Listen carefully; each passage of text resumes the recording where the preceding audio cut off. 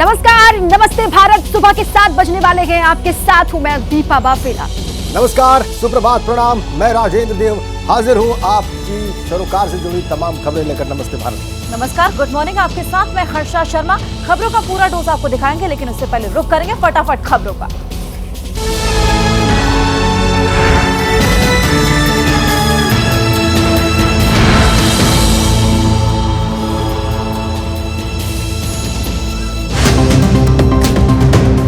चंद दिनों में 5 राज्यों के विधानसभा चुनाव की तारीखों का ऐलान। चुनाव आयोग की दिल्ली में हुई बैठक। पर्यवेक्षकों को हिंसा मुक्त चुनाव सुनिश्चित करने के निर्देश।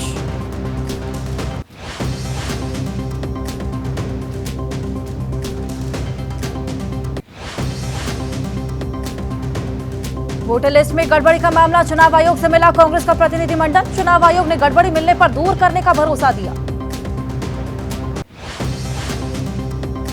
एनसीपी के नाम और चुनाव चिन्ह का मामला। चुनाव आयोग के सामने अजित पवार का दावा। 42 विधायकों और 2 सांसदों का समर्थन हासिल।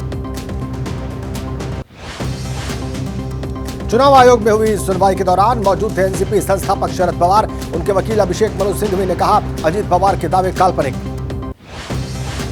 शरद पवार गुट ने हाल ही में दी थी निर्वाचन आयोग को जानकारी। कहा, पार्टी में कोई विवाद नहीं। कुछ लोग व्यक्तिगत महत्वाकांक्षाओं के लिए संगठन से अलग हुए।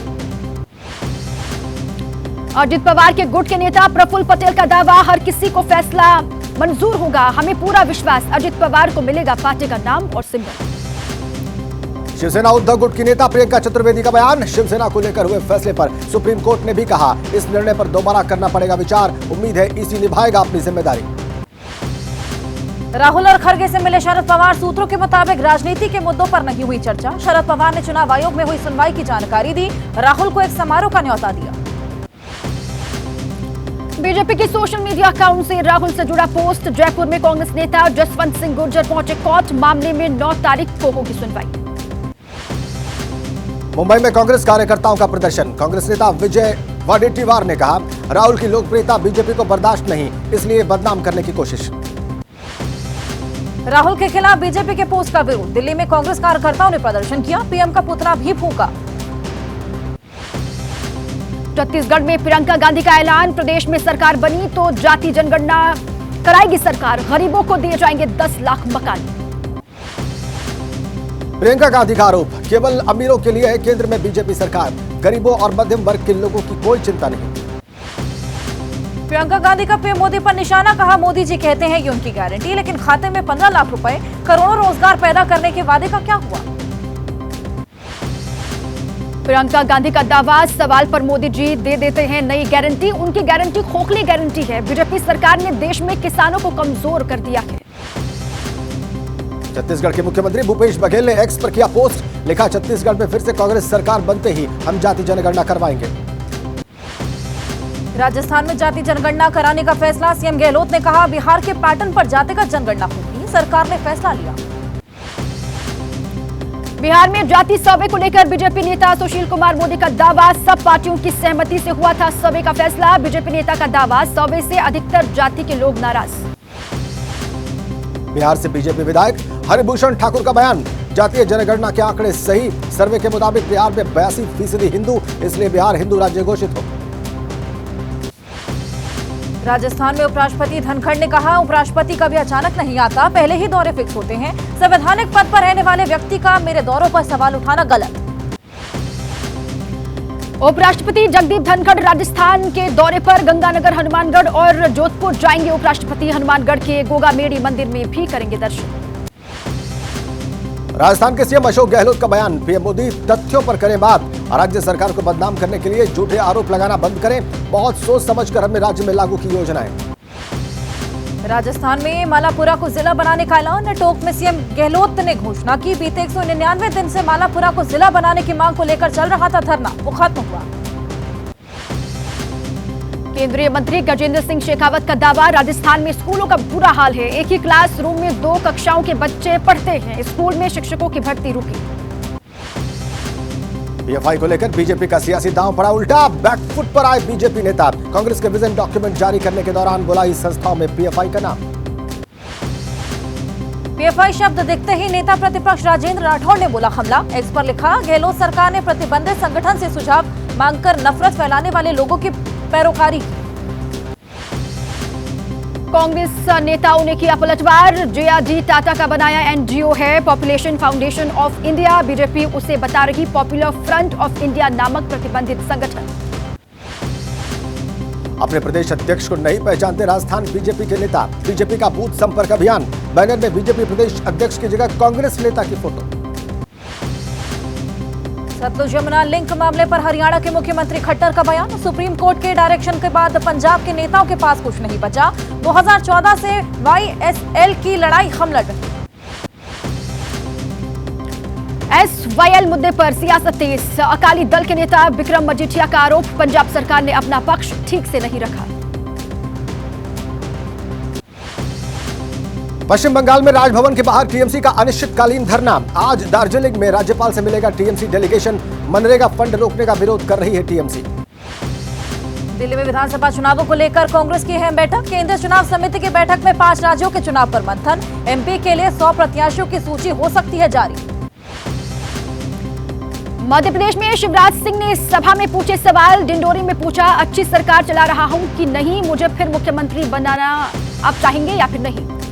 सभा में सवाल पूछने पर शिवराज सिंह चौहान ने कहा, इसे समझने के लिए समझ चाहिए, ये जनता और मेरे बीच का रिश्ता।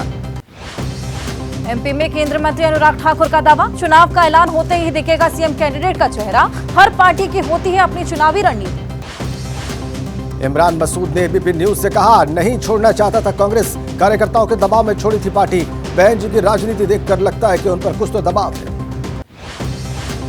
एसपी सांसद शफीकुर रहमान बर्क का दावा, बीजेपी सरकार हो रही है मुस्लिमों पर जुल्म ज्यादती। उन्हें जगह जगह मॉब लिंचिंग कर मारा जा रहा, मिटाने की कोशिश की जा रही। ईडी की संजय सिंह से पूछताछ। शुक्रवार को उनके सहयोगी सर्वेश मिश्रा से करीब 9 घंटे सवाल जवाब। सूत्रों के मुताबिक विवेक त्यागी नहीं हुए थे पेश। संजय के सहयोगी सर्वेश और विवेक त्यागी से जब्त सबूतों के बारे में ईडी के सवाल। संजय सिंह के सामने बैठाकर भी हो सकती है पूछताछ। सूत्रों के मुताबिक ईडी एजेंसी पीएमएलए के तहत दर्ज करेगी संजय के सहयोगियों के बयान। 10 अक्टूबर तक ईडी हिरासत में संजय सिंह। ईडी का दावा, संजय सिंह ने आरोपी कारोबारी दिनेश अरोड़ा से लिए पैसे। बिजनेसमैन ने 2 बार में दिया था 2 करोड़ कैश। आप नेता संजय सिंह की गिरफ्तारी का विरोध। अमृतसर में आम आदमी पार्टी ने किया प्रदर्शन। मान सरकार के मंत्रियों का दावा, 2024 के चुनाव को लेकर केंद्र सरकार करवा रही ईडी की कार्रवाई। संजय सिंह की गिरफ्तारी पर केंद्रीय मंत्री अनुराग ठाकुर ने कहा, जो गलत काम करेगा वो जेल जाएगा। ईडी अपना काम कर रहा। बीजेपी सांसद बृजभूषण शरण सिंह का आरोप, हर घोटाले में शामिल है केजरीवाल। जेल जाने वाले घोटालेबाजों के तार अरविंद केजरीवाल से जुड़े हुए हैं। भारत के कड़े रुख के बाद झुका कनाडा। भारत में तैनात राजनयिक को दूसरे देशों में कर रहा शिफ्ट। भारत ने दी थी 10 अक्टूबर की डेडलाइन।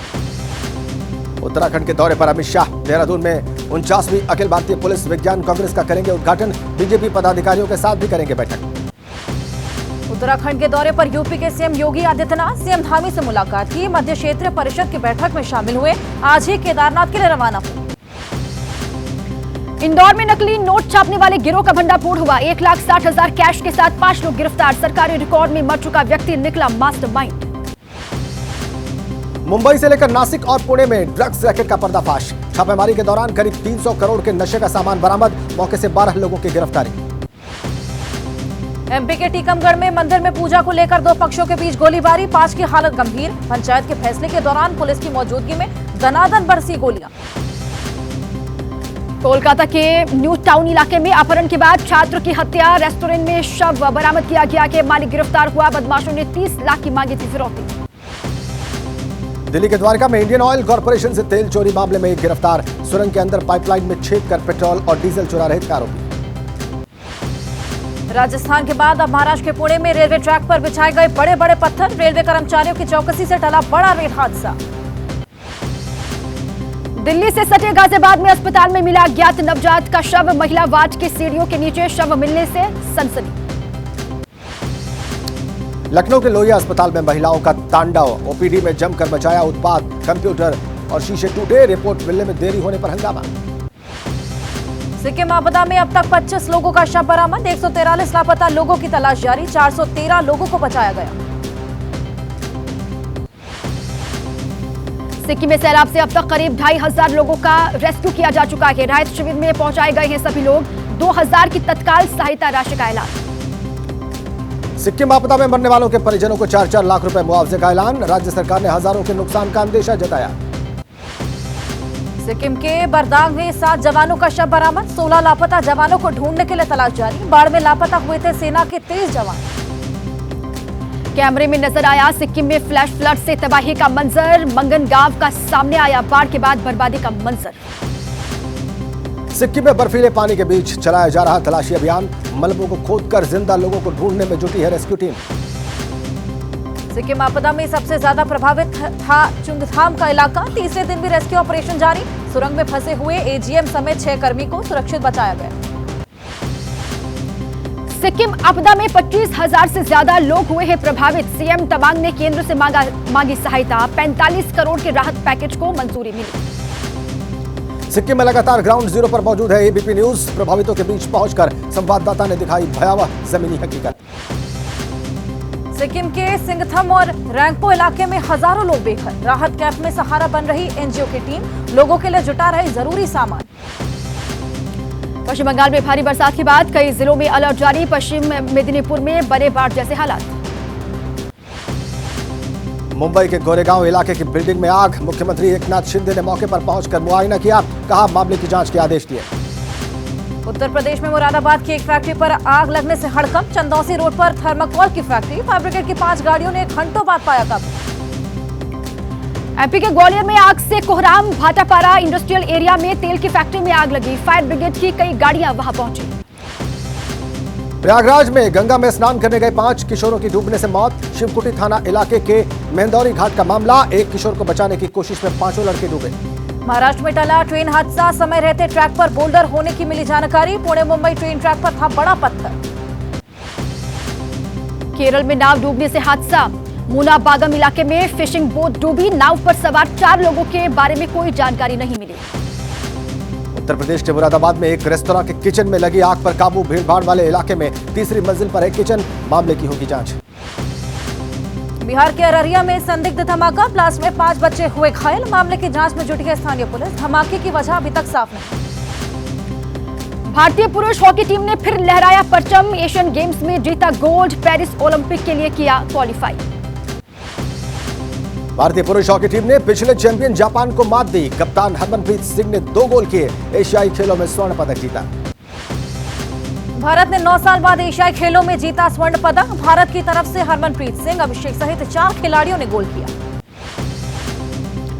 पीएम मोदी ने भारतीय पुरुष हॉकी टीम को दी बधाई। कहा टीम की अटूट प्रतिबद्धता, जुनून और तालमेल ने न केवल खेल जीता है बल्कि अनगिनत भारतीयों का दिल भी जीत लिया।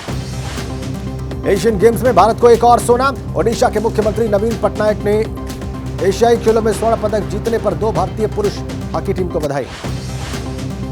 आज होंगे विश्व कप में 2 अहम मुकाबले। सुबह 10:30 बजे से धर्मशाला में बांग्लादेश से अफगानिस्तान की टीम का सामना होगा। विश्व कप के दूसरे मुकाबले में आज साउथ अफ्रीका से टकराएगी श्रीलंका की टीम। दिल्ली के अरुण जेटली स्टेडियम में दोपहर 2 बजे से शुरू होगा मुकाबला। विश्व कप में पहले मुकाबले की तैयारी में जुटी भारतीय टीम। चेन्नई में भगवा रंग की जर्सी में प्रैक्टिस करते दिखे खिलाड़ी। सुपर संडे को ऑस्ट्रेलिया से भिड़ेगा भारत। दिल्ली में साउथ अफ्रीका की टीम ने जमकर बहाया मैदान पर पसीना। श्रीलंका से भिड़ने से पहले की प्रैक्टिस। वार्म अप मैच में न्यूजीलैंड से मिली थी करारी हार। अफगानिस्तान की टीम ने भी धर्मशाला के ग्राउंड पर जमकर पसीना बहाया। बांग्लादेश से भिड़ने से पहले जोश में नजर आ रही है अफगान की टीम। भारत ऑस्ट्रेलिया मुकाबले से पहले भारतीय टीम के मुख्य कोच राहुल द्रविड़ का बयान आया। कहा रोहित की कप्तानी वाली भारतीय टीम है विश्व कप की प्रबल दावेदार। अलग अलग ग्राउंड पर भारतीय टीम के मुकाबले को लेकर बोले द्रविड़। कहा हमें अलग अलग स्थानों और पिचों के आकलन के हिसाब से खेलना होगा।